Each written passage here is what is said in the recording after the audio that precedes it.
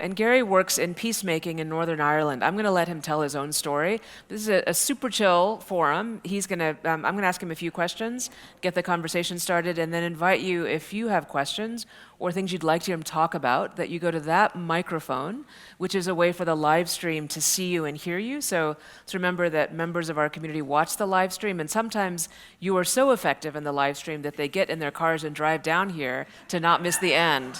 So that is what you can make happen if we do this right. Should we start with a prayer? God be with you. Let us pray. Gracious God, help us to always see opportunities for peace and for justice, to be your prophets in this place with loving kindness and persistence. Amen. The Reverend Dr. Gary Mason is our guest. Gary, tell us about your growing up. I mean, the story I often tell, and I imagine a few of you may have heard this before, it's a story really just of three boys growing up late 60s, early 70s, just normal kids. They could have been born in Atlanta or Rio de Janeiro. Two of those boys went to Sunday school together, and another two of those boys overlapped going to primary school together at age 4 to age 11. One of those boys is now dead. He was shot in the back during an internal terrorist feud during the Northern Irish conflict. Second boy served a life sentence of 18 years for slitting someone ear to ear during the conflict. I'm the third boy that ends up a Methodist minister. Now, invariably, Winnie, as you can imagine, when I tell that story, everyone wants to spiritualize it immensely. So in Methodism, we have this phrase, as you know, Winnie, prevenient grace, the grace that goes before. And I often say, sometimes for many young men of my generation, it was a theology of luck. That we didn't make those choices. I mean, as a friend of mine once said, in the late 1960s, someone did not fly over Northern Ireland, spray us all with lunatic gas, and we all decided, as we woke up one morning, let's start killing each other. There was a context, not dissimilar, mind you, Winnie, if I may say, to the United States. There was a context. And I'm not condoning what those people did. I'm a person of non-violence. But Bret Stephens, the New York journalist, once said, in order to disagree well, you need to understand well. And I think for all of us, we need to understand what makes 15, 16, 17-year-old young boys, it was primarily male, make those decisions. What turned them into killers overnight? I mean, I would argue, Winnie, toxic politics and toxic theology. I'll give you an illustration of that. Right-wing preacher of another generation, to use Abraham Joshua Heschel's words, where he talks about dehumanization precedes genocide. Referring to the others, if you excuse my French on a Sunday morning, I'm sure you will. You hear the word every day on television anyway. But as a friend of mine once said, when you were taught Catholics were shit in Sunday school, it was much easier to kill them. And vice versa. I mean, you think pre-Vatican II. I mean, you know, many of us in this room were classed as heretics. We're now separated brethren. It's a nicer phrase in a sense. You know, but if you use religion to demonize another person, I do a series at the Candler Foundry, invariably by Zoom, called With God on Our Side. I mean, there's a lot of people in America at the moment working on the assumption that God is definitely on their side and most surely not on the side of the other. So many of our terrorist groups, or the academic term is non-state actors, worked on the assumption that God was on their side. And they used what I call toxic theology to prop up their system. The Ulster Volunteer Force, their motto was for God and Ulster. In 1912, when the British were going to disengage from the north of Ireland, many of them signed a covenant, very biblical word. Some of them signed it in their own blood.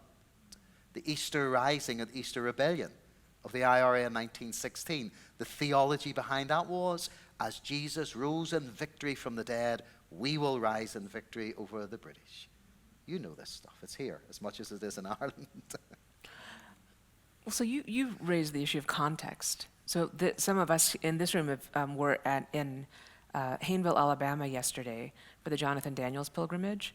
So Jonathan Daniels is a martyr of our church. Is a seminarian during the civil rights movement who goes down for a freedom summer in Hayneville and is and to register people to vote. Right, that's the great issue in our context, and is back and is shot dead, is arrested, released in a way that to be shot. Right, goes out and is shot dead. So the church remembers him there, and it is powerful to go into that context, right, of the courthouse where the killer was tried, not indicted. Right, the courthouse that he walked to, the context of that part of the Black Belt in our country, overwhelmingly Black people in Montgomery, which is back in the news, right, in an interesting way this week, and the Black Panther Party comes from that moment, because the Democratic and Republican Party were not reliable. Neither were reliable places for a Black person to run. You couldn't run for office. Amazing context. It's so confusing to someone like me who grew up in America and learned history in school and cared a lot about history that I can't remember those details. Every time they tell me, I don't know where to file them. Right? It's so not the history we're told. So I hear you that as Christians nothing excuses. We're responsible for our behavior. We understand that we're personally responsible for our personal behavior. How do you think about that with the particular history of your family as well, that our personal behavior in these contexts that define us so profoundly and disenfranchise over so many generations? Yeah. The small question. Yeah, no, I often do this lecture in the United States with a very evocative title, Winnie, called When the Curtains Are Closed. So it's the stories, if we're honest, that we all tell when the curtains are closed. My grandmother, for example, bless her, said to me, don't you ever bring a Catholic over this doorstep. And I often tell that story in America, and then Americans get all alarmed about that. And I say, yeah, there was a kind of mixed race dating in this space in the 60s and 70s when I was growing up, to put it mildly. And I often remind Americans as well, when you remember when JFK first ran for the presidency, you had people walking down the mall in Washington with we don't want a papist in the White House. You know, so some of that stuff is here as well. So it's kind of taken, I think, almost there, Winnie, from the individual stories we tell and don't want to retell, to corporate responsibility as well. But I think in relation to that, I think we need to underline that I think many of us think of racism as individual sin. In other words, I've had a racist thought, and we leave out the whole systemic aspect of that. Interestingly, there's a theological blogger, you may or may not know of her, called Erin Hackett. And she talks of white pathological individualism. That really putting a kind of spotlight on many of us of my kind of European pasty skin color. And she says that we have this tendency to individualize Scripture incredibly.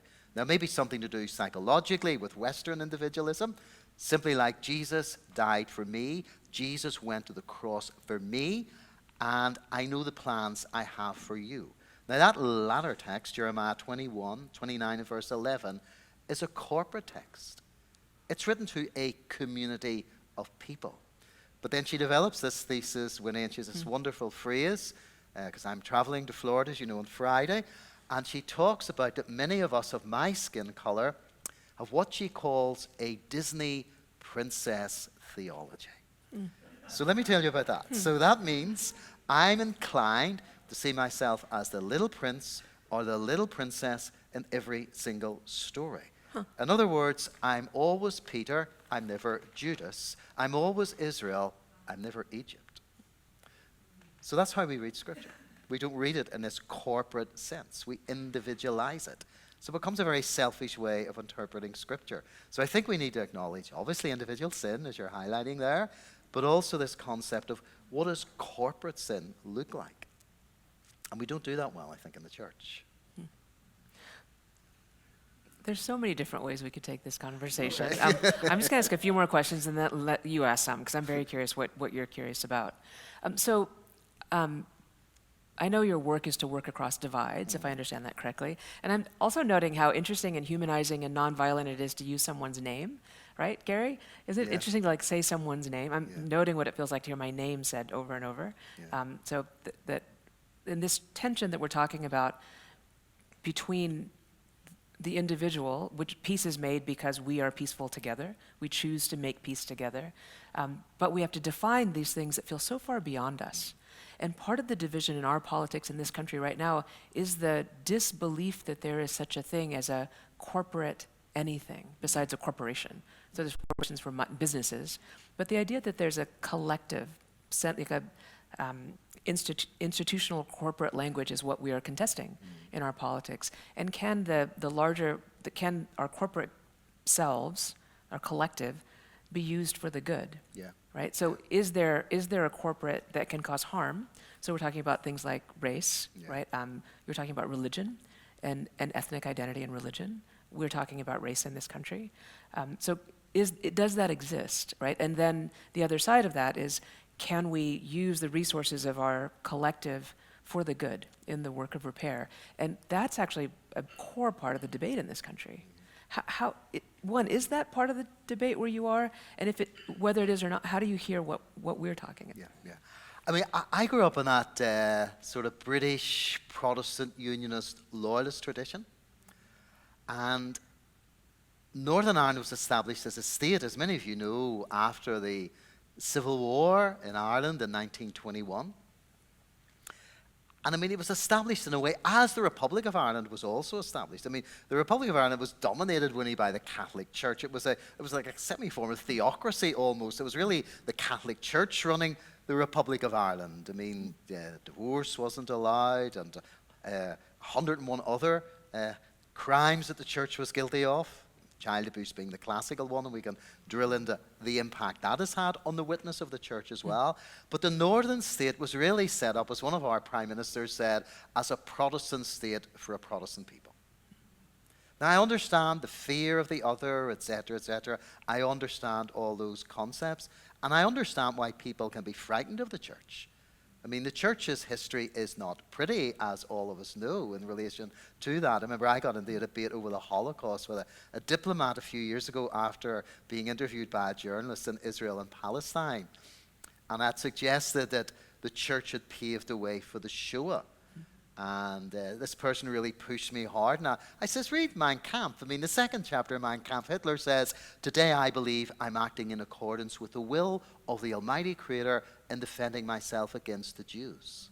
If you want to drill down into this in more depth, there's a book with a very evocative title called 6 Million Crucifixions. It's pretty evocative.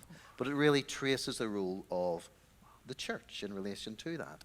So I think, I mean, that whole corporate aspect, I have stood up in meetings like this and said, look, what unionism did was wrong.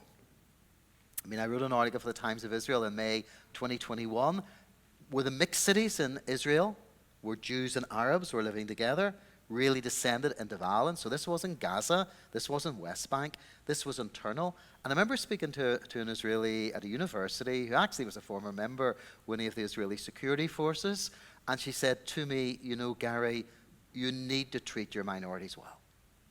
And we didn't. It doesn't justify people descending into violence, but it does give a context, wrong as that may be. I remember being in South Africa, Winnie, a long time ago, September 1991, I was doing this bridge building encounter between blacks and whites. And I remember being out with a Polish Roman Catholic priest in a township, and being with this black mommy in a house that was probably a tenth the size of this room that we're sitting in. And she was from 16 years of age down. And I kind of looked at that 16-year-old boy.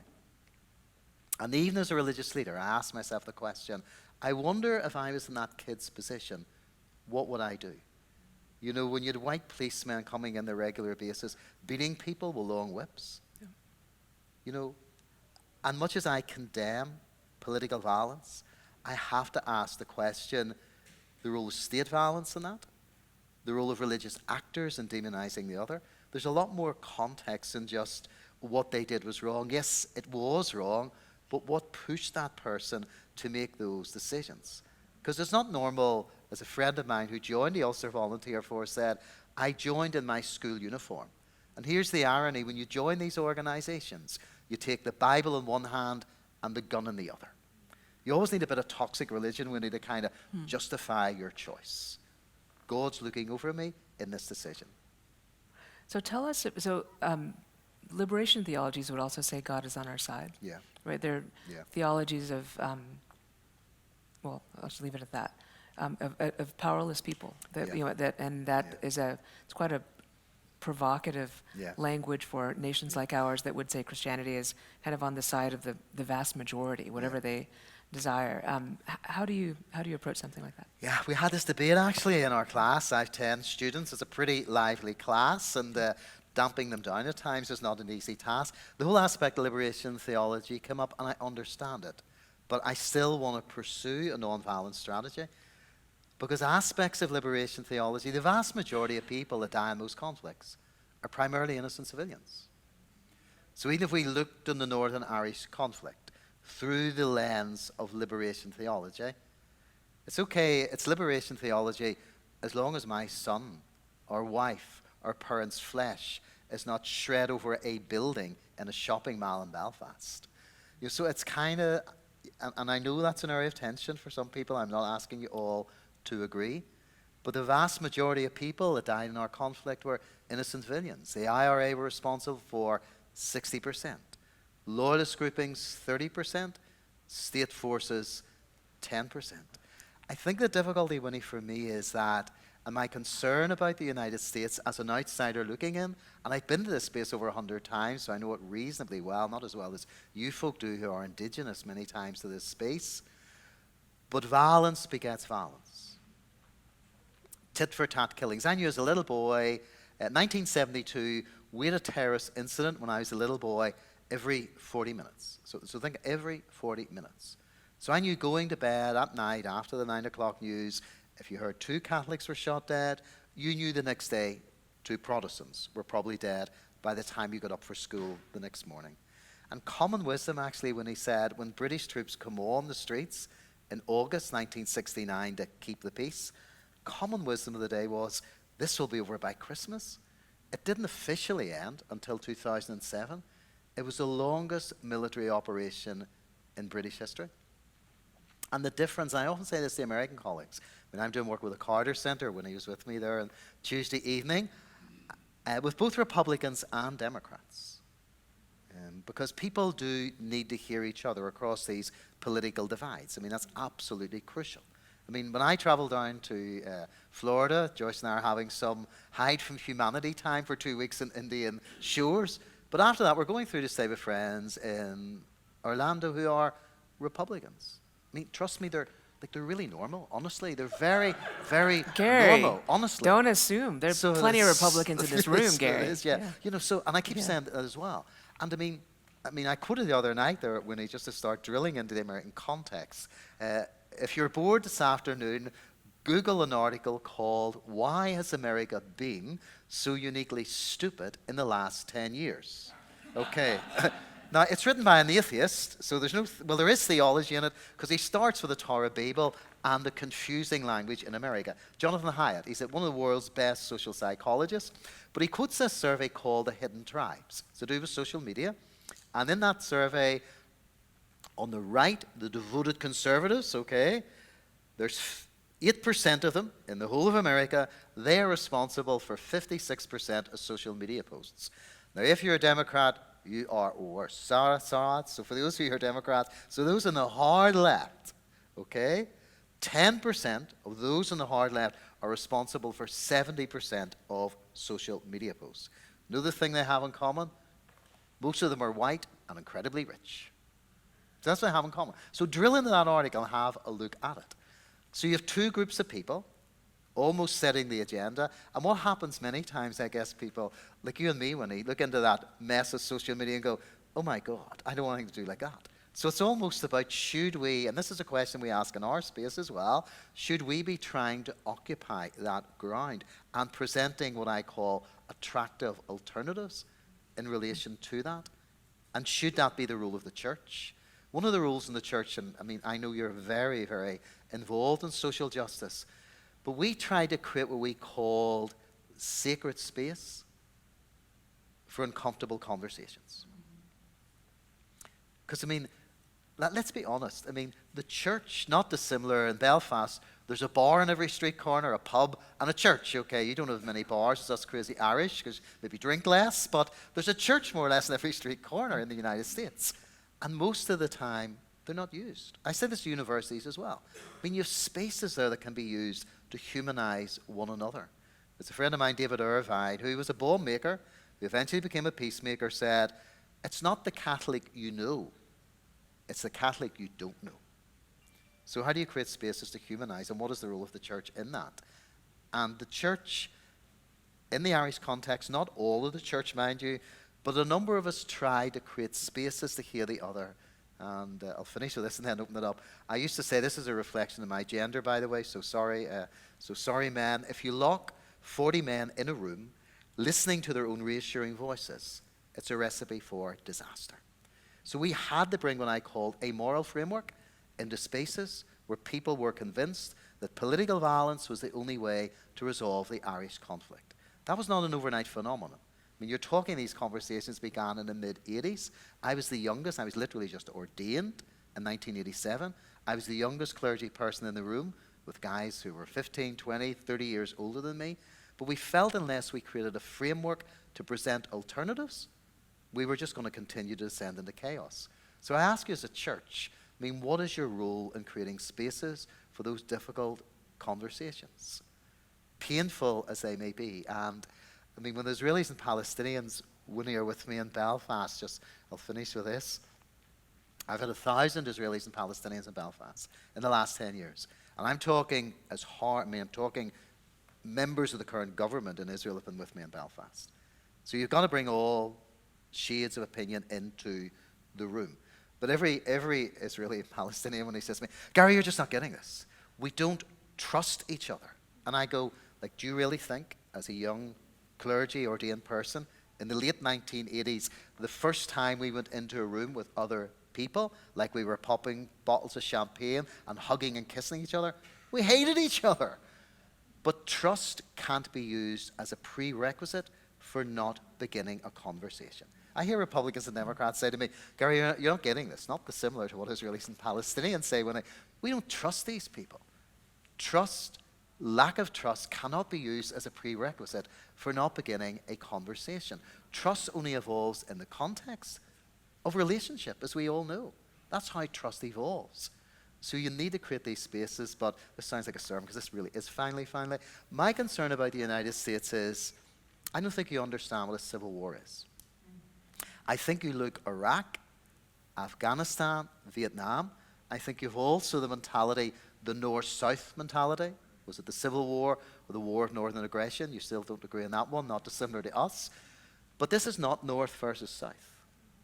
This is someone in Peachtree Street Northeast wants to kill someone in Decatur Road Northeast. This is neighbour killing neighbour. This is like a series of mini Belfasts all over the United States.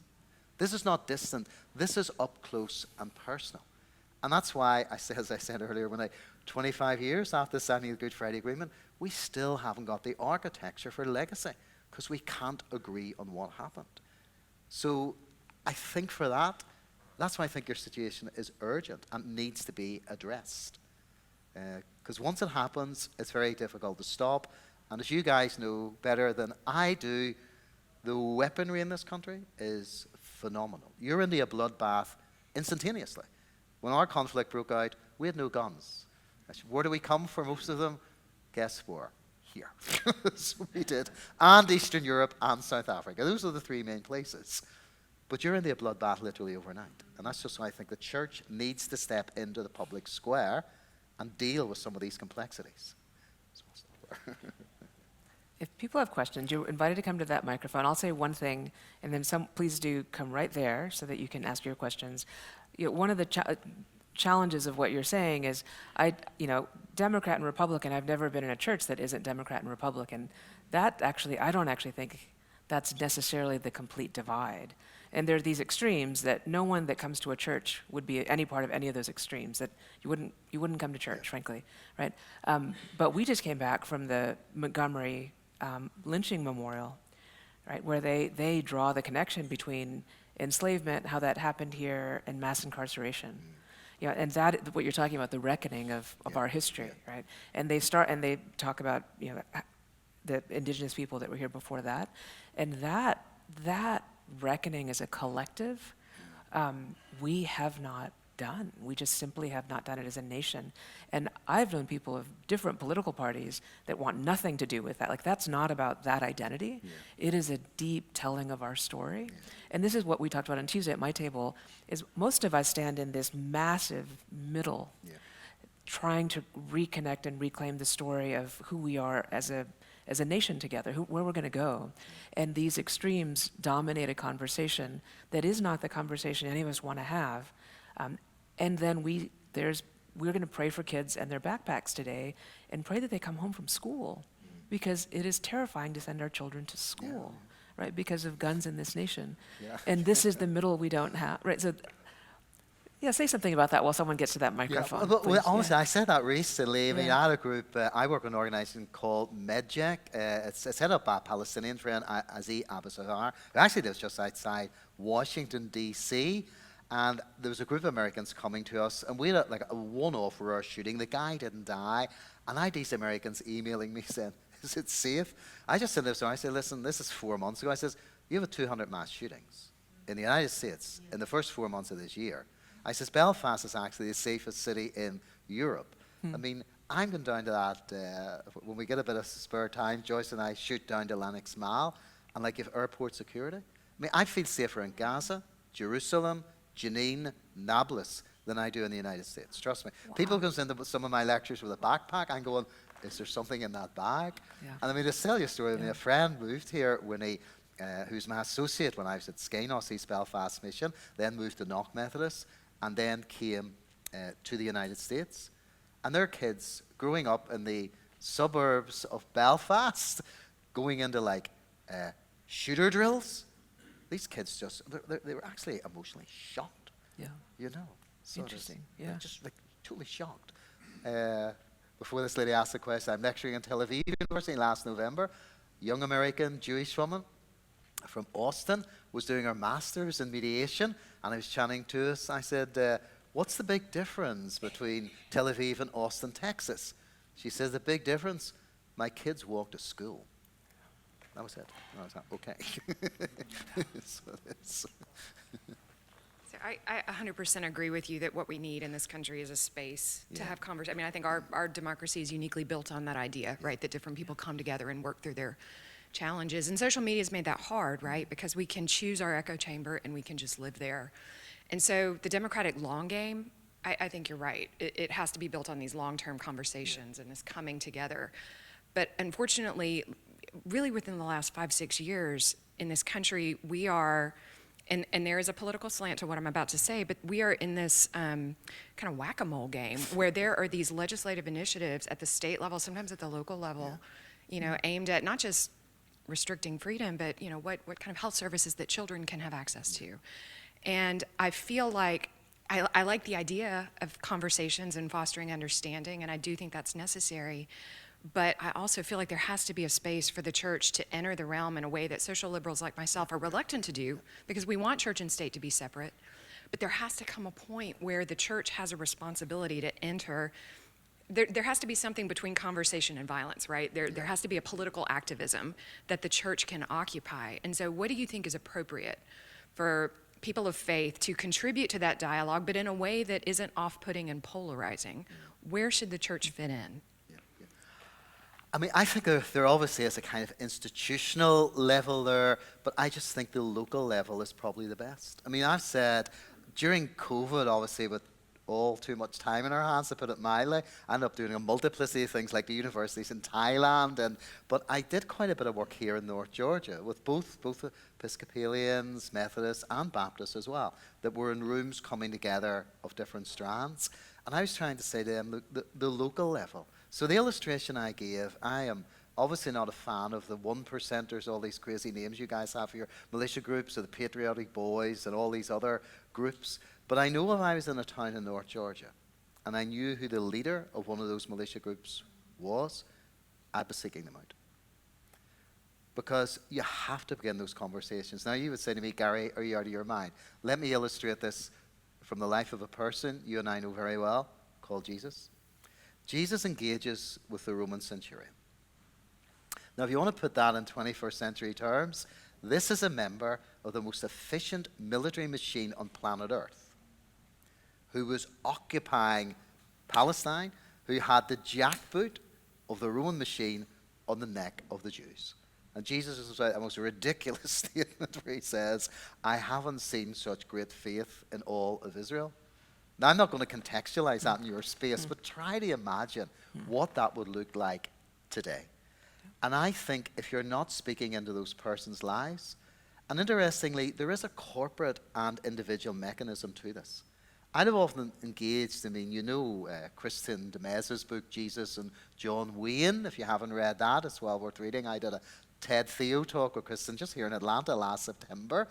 And this kind of image that, the macho American image of remade Jesus in the image of John Wayne, this tough kind of image.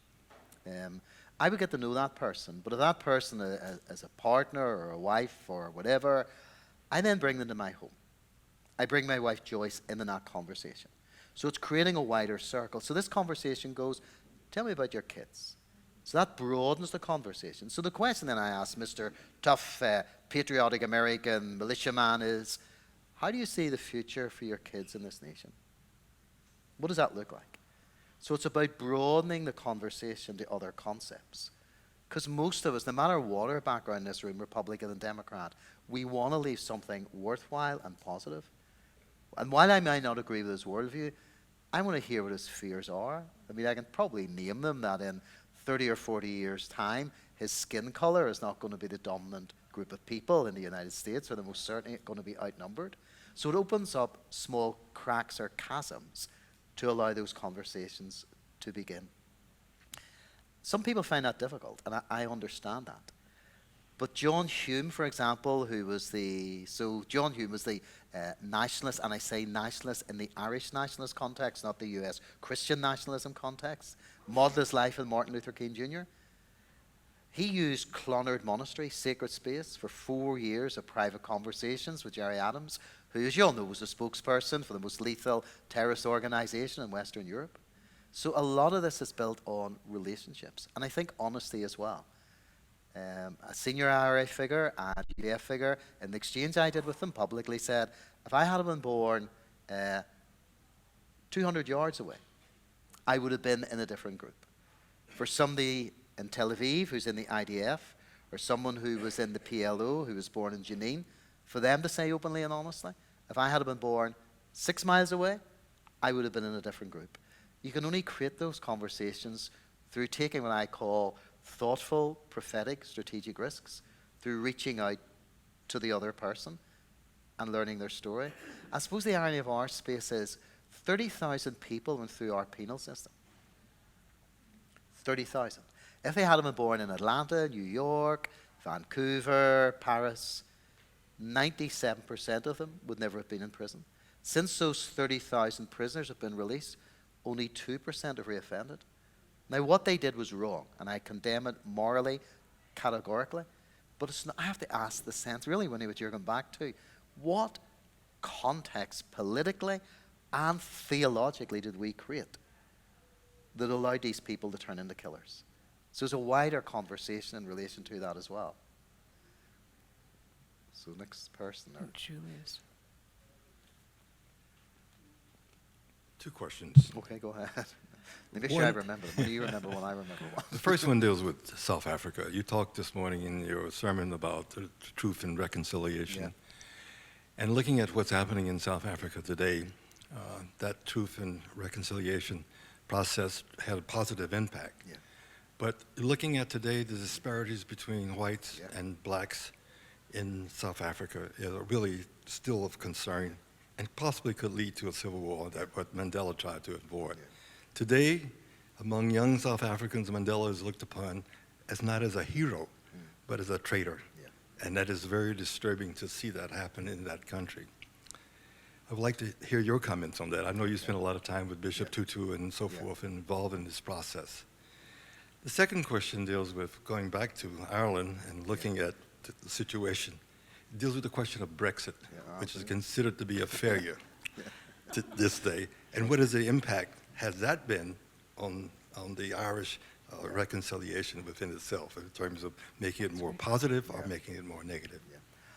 Two great questions. There's probably 2 PhD theses there for some of your children and my children in the future. But I mean, you're exactly right, sir. I mean, there's 3 types of peace process, okay? So the first one is Sri Lanka, okay? Where there is no agreement, it's really the military crush the Tamil Tigers and you get peace at the moment. But I say this, there is no person in this building can guarantee me, and I'll not be alive in 100 years, and nobody in this room will be, no one can guarantee me that the Tamil Tigers will never rise again.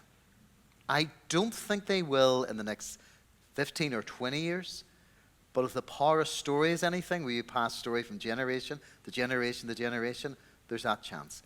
The second one, as this gentleman says, is South Africa, where you get colonial regime change at the top, but not a lot of difference at the bottom.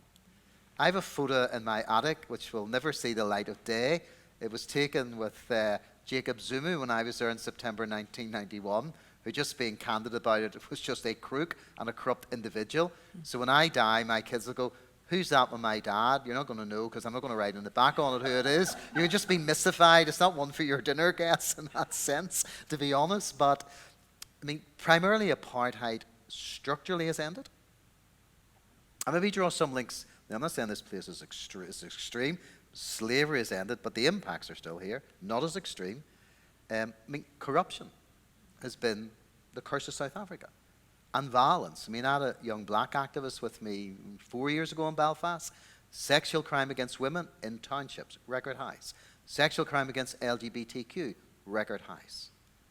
So really what happened there was, I was just kind of mentioning this in the sermon, and if you're interested, I can flip this through to Winnie or Nancy or Anne. I have a colleague, John Brewer, who talks about the political peace process versus the social peace process. Politicians work on the assumption that once the deal is done, societal healing automatically follows. Now, the TRC dealt with the conflict, but there was no economic peace process. That just didn't happen. Whereas in the Northern Ireland, I mean, the Clintons, Biden, have looked, I mean, Joe Kennedy III is with us in late September, looking at another economic package. Biden, when he was there a matter of weeks ago in April, talked about an economic package. So Irish America has really helped as regards to economic structures. That didn't happen in South Africa. So there was no economic dividend to peace. Now, economics will not resolve it. I mean, as regards with Donald Trump, and if you're a Republican, I'm not knocking Trump, but I think the difficulty as regards what Trump tried to do in the Middle East was work on the assumption that an economic package would resolve it.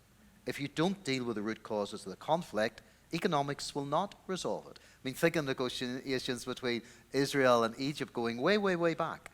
And Egypt said, "We don't care how much economic regeneration you do in Egypt, unless we get back every grain of sand of the Sinai Desert, the deal's off." So it's got to be a political and economic. Brexit, I was completely against. So just to kind of know, we're slowly running out of time. I mean, Brexit, in many ways, aspects of it are not dissimilar to your Christian nationalism. It was about migrants. We don't want those people coming into the country. The Good Friday Agreement, what George Mitchell did there brilliantly, so the Good Friday Agreement was a second preference peace process. What does that mean? Mitchell tried to create a win-win situation for every single person. So unionists didn't get all they want, their nationalists didn't get all they want. But they were able to leave the negotiation theatre not being humiliated. So the liberal Catholic, who may want to see an agreed Ireland at some stage, said, "You know what, my Irishness is recognised, my Europeanness is recognised, I can live with this. And if there is a new Ireland, we've kicked the can down the road, it'll be 20 or 30 years. Brexit re-energized the identity debate that was blurred. I have a British passport, I have an Irish passport, so I see myself as British, Irish, and European. Brexit, for the liberal Irish Catholic, ripped away their European identity. So they did. And for the liberal Protestant as well. So they did. Now, because we have an Irish passport, we can still play about with that. But Brexit has been, there's an article in The Guardian I read this morning. The economy see this trash of Boris Johnson's global Britain. It's broken Britain. The place is a mess.